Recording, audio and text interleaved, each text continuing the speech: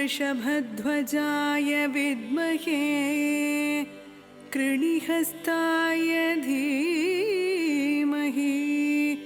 तन्नो गुरुः प्रचोदयात्।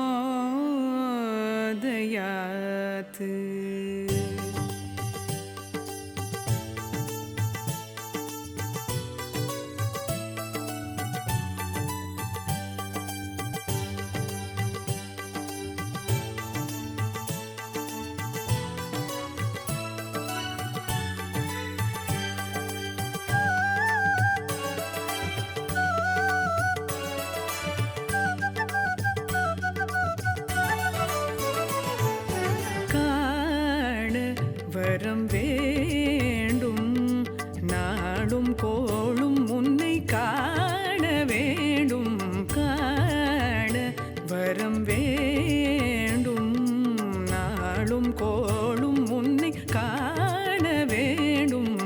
குரு பார்வைப்பட வேண்டும் தினமும் கணமும், தேவார தேனமுதம் நீ கேட்க தருணம், நாவார உன்னை பாட அருளை தரணும், காண வரம் வேண்டும்.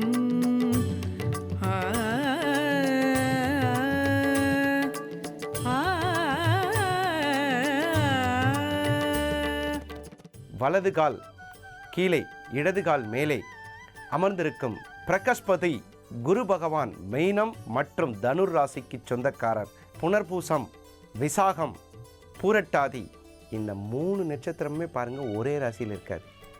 இது எல்லாத்துக்குமே 2 ராசி. புனர்பூசம் எடுத்துட்டிங்கன்னா மிதுன ராசிலையும் வரும், கடக ராசிலையும் வரும். விசாகம் எடுத்துட்டிங்கன்னா துலா ராசிலையும் வரும், விருச்சிக ராசிலையும் வரும். பூரட்டாதி எடுத்துட்டிங்கன்னா கும்பத்துலேயும் வரும், மீனத்துலேயும் வரும். அப்போது குரு பகவான் இந்த நட்சத்திரங்கள் இவருடைய சொந்த நட்சத்திரங்கள். அவருக்கு ரொம்ப பிடிச்ச கலர் பொன் வண்ணம்னு சொல்கிறாங்க. மஞ்சள் அப்படின்னு சொல்லிக்கலாம், ஆனால் பொன் வண்ணம் தான் சரியான வார்த்தை. பொன்னன்னு பேர் சுவாமிக்கு. இந்த மாதிரி குரு பகவானுக்கு நிறைய விசேஷங்கள் இருந்தாலும் தேவகுரு என்ற வார்த்தை ரொம்ப அருமையான வார்த்தை. தேவர்களுக்கெல்லாம் குருவாக இருப்பவர். வாழ்க்கையில் குரு கிடைக்கணுங்க. குரு அமைஞ்சிட்டா பொக்கிஷம் கொட்டுங்க. அதுவும் கண்ணியில் குரு வரக்கூடிய காலகட்டத்தில் நம்ம திருக்கழுக்குன்றத்தில் ஒரு வலம்புரி சங்கு பிறக்கும். அது எல்லாருக்கும் தெரிஞ்ச விஷயம். அந்த திருக்கழுக்குன்றத்தில் பிறக்கக்கூடிய கண்ணியில் இது வரைக்கும் எப்பெல்லாம் கன்னி ராசிக்கு குரு பகவான் வராரோ அப்போ மட்டும்தான் சங்கு பிறக்குது. நினைத்தாலே அற்புதத்தை நிகழ்த்தி தரக்கூடிய நமது குரு பகவான் இங்கே பொன்வண்ணத்தில் அமர்ந்திருக்கக்கூடிய வித்தியாசமான கோலத்தில் பக்தர்களுக்கு அருள் பாய்ப்பது சற்று தலை சாய்ந்து. இந்த தலை சாஞ்சு இருக்கக்கூடிய இந்த குரு பகவானை வணங்குறதுனால யாருக்கெல்லாம் குரு திசை நடக்கிறதோ, யாருக்கெல்லாம் குரு புத்தி நடக்கிறதோ அவர்கள் அனைவருக்கும் குரு பகவானின் அருள் பூரணமாக கிடைக்கக்கூடிய கன்னியின் வீட்டில் இருந்து அவருடைய நேரடியான 7ஆம் பார்வையாக மீனத்தையும், 5ஆம் பார்வையாக மகரத்தையும், 9ஆம் பார்வையாக ரிஷபத்தையும் பார்வை செய்கிறார். ஒரு அலங்காரத்தில் தேவி உட்கார்ந்துருக்கக்கூடிய அந்த அழகு அர்த்த பத்மாசனத்தில் தேவி. அப்படி பார்த்தீங்கனாலே அம்மா அவ்வளோ அருமையாக உட்கார்ந்துருப்பாங்க. குதிரை முகம் கொண்ட இந்த தேவதை நமக்கு அருள்வது என்னென்னலாம் அருள்றாங்க. அப்போதே சொன்ன மாதிரி அன்பு, ஞானம், கீர்த்தி. வராகியை வணங்குறவங்களுக்கு புகழ் அதிகமாக கிடைக்குங்க. நிறைய பேர் பார்த்திங்கன்னா நிறைய சம்பாரிச்சிருவாங்க, ஆனால் புகழ் கிடைக்கிறதுக்காக ஏக்கம் இருக்கும். அந்த புகழ் கிடைப்பதற்கு ஒரு அருமையான ஒரு தேவதை வராகி தேவதை.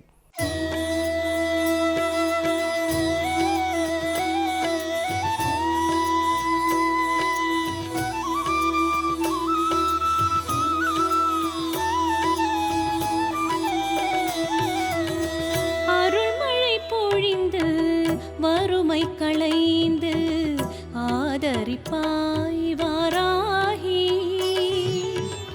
அருள்மழை பொழிந்து வறுமை களைந்து ஆதரிப்பாய் வாராகி, தாயே அருள்மழை பொழிந்து வறுமை களைந்து ஆதரிப்பாய் வாராகி, அருள்மழை பொழிந்து வறுமை களைந்து ஆதரிப்பாய் வாராகி. சரணம் சரணம் வாராகி, தாயே சரணம் வாராகி.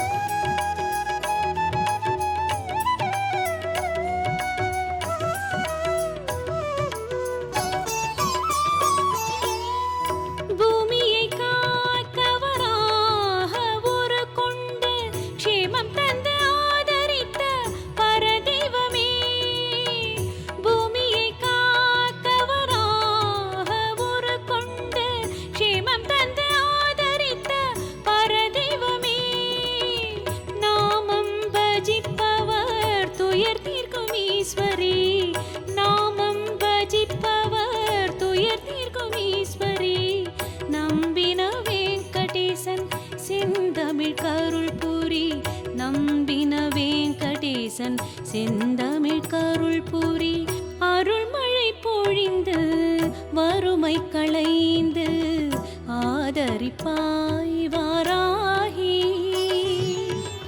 அருள்மழை பொழிந்து வறுமை களைந்து ஆதரிப்பாய் வாராகி. தாயே அருள்மழை பொழிந்து வறுமை களைந்து ஆதரிப்பாய் வாராகி. அருள்மழை பொழிந்து வறுமை களைந்து ஆதரிப்பாய் வாராகி.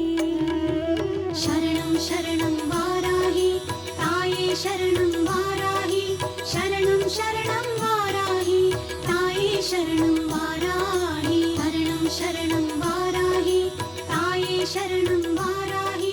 சரணம் சரணம் வாராகி தாயே சரணம் வாராகி. சரணம் சரணம் வாராகி தாயே சரணம் வாராகி. இந்த வராகி தேவதைக்கு வழிபாடுகள் ரொம்ப கடினமாக இருக்கும். இந்த வராகி தேவதை பற்றி சொல்லணுன்னா உண்மையாக சொல்கிறேங்க, என்னுடைய நெருங்கிய நண்பர் ஒருத்தர் இந்த வராகி தேவதையை கும்பிட்டே இருந்தார்.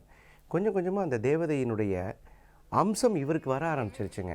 அவருடைய பழக்க வழக்கம், அவருடைய அந்த அளவுக்கு தேவி மனசுக்குள்ளே நுழைஞ்சு உடம்புலேயே மாற்றங்களை ஏற்படுத்தக்கூடிய அதிசக்தி வாய்ந்த தேவதை தான் வராகி. கண்ணால் பார்த்த விஷயம். ஒரு 10 வருஷங்கள் அவர் கும்பிட்டோன்னே முழுமையாக வராகியாகவே மாறிட்டார். அது அந்த வராகிக்கு மட்டும் எப்படின்னு கேட்டிங்கன்னா, அந்த அளவுக்கு அப்படியே அந்த சாநித்தியத்தை அள்ளி கொடுக்கக்கூடிய பரோபகாரி இந்த தேவதை, இந்த ஜனரட்சக தேவதை. இந்த தேவதை வழிபட வழிபட அந்த மூல மந்திரம் ஜெபிக்கணும். அது அந்த வராகியம்மா நினச்சா தான் கிடைக்கும். அந்த மூல மந்திரத்தை ஜெபிக்கும் பொழுது உனக்குள் வராகியும் வராகிக்குள் நீயும் இருந்து அருள்பாலிக்கும் பொழுது ஏற்படக்கூடிய மாற்றங்கள் தொட்டால் மணக்கும், கேட்டது கிடைக்கும், சொன்னால் பலிக்கும், அனைத்தும் உனக்குள் உறங்கி கிடக்கும் சக்தியை உள் உயிர் தட்டி எழுப்பக்கூடிய ஒளியாய் இருப்பாள் நமது வராகி தேவதை.